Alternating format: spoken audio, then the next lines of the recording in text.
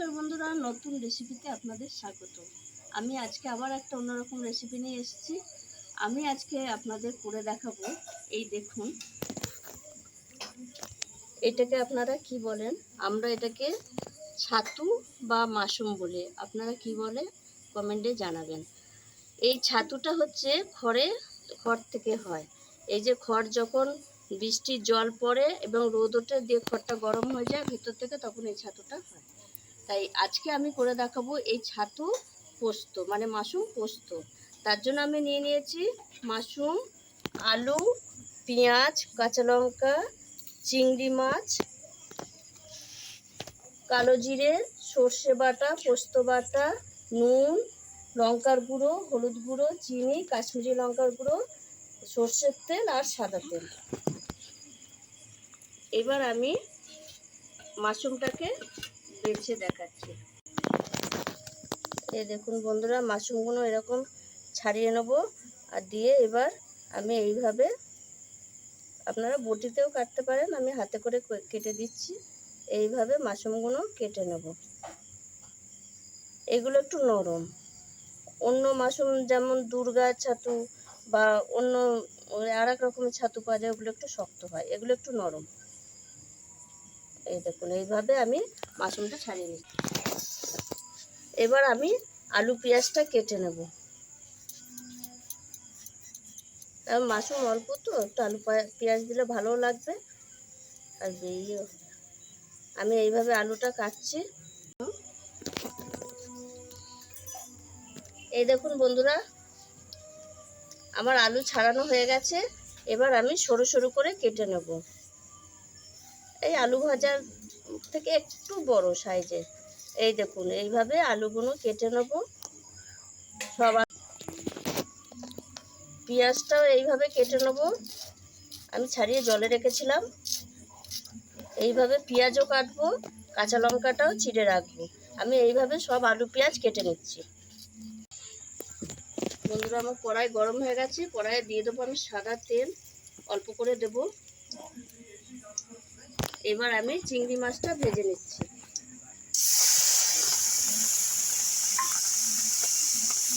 দিয়ে দেবো একটু হলুদ আর সামান্য একটু নুন দিয়ে চিংড়ি মাছটা ভেজে নেবো। আমার চিংড়ি মাছ ভাজা হয়ে গেছে, আমি তুলে নিচ্ছি। বেশি ভাজবো না, তাহলে শক্ত হয়ে যাবে। তেল গরম হয়ে গেছে, আমি ফোড়নে দিয়ে দিচ্ছি কালো জিরে। এইবার দিয়ে দেবো আমি পেঁয়াজ কুচি।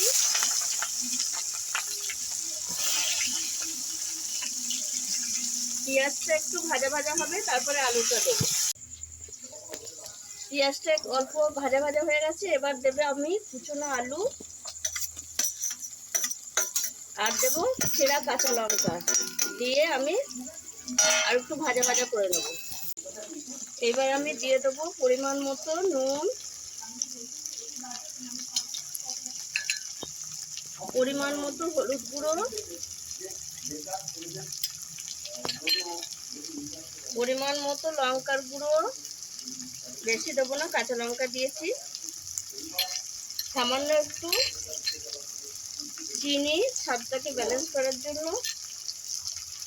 আর দেবে একটু কাশ্মীরি লঙ্কার গুঁড়ো, রংটা ভালো আসার জন্য। দিয়ে এবার আমি আলুটা কষিয়ে নেব। আলু পেঁয়াজটা ভাজা ভাজা হয়ে গেছে। এবার আমি দিয়ে দেবো সর্ষে বাটা। সর্ষে বাটাটা দিয়ে একটু নাড়াচাড়া করে নেবো, দিয়ে জল দিয়ে দেবো। এবার আমি জল দিয়ে দেবো। সর্ষে বেশি ভাজবো না, তেতো হয়ে যাবে।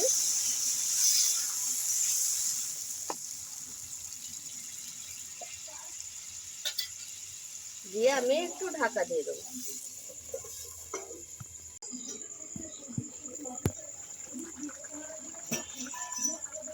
এই দেখুন, ঝোল ফুটে উঠেছে।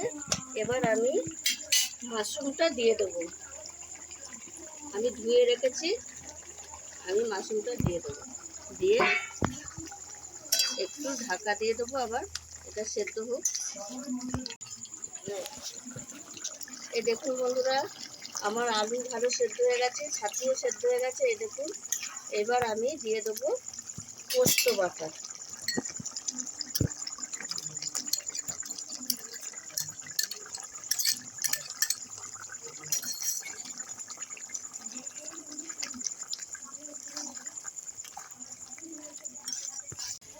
এই দেখুন বন্ধুরা, কত সুন্দর হয়েছে। এবার আমি দিয়ে দেবো চিংড়ি মাছটা, ভেজে রাখা চিংড়ি মাছটা দেবো, দিয়ে একটু সর্ষের তেল দিয়ে দেবো, কাঁচা তেল।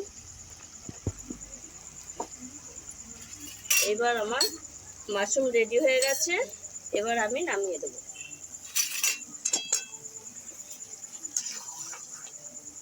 দেখুন, দেখলেই বুঝতে পারবেন কত সুন্দর হয়েছে। এবার আমি নামিয়ে নিচ্ছি।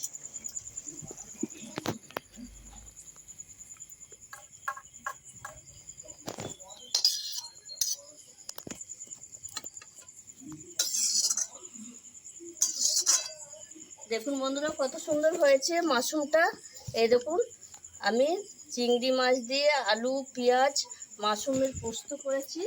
আপনারা মাশরুম শুধু ভাজাও খেতে পারেন, এমনি পোস্ত ঝাল যা খুশি করে খাবেন।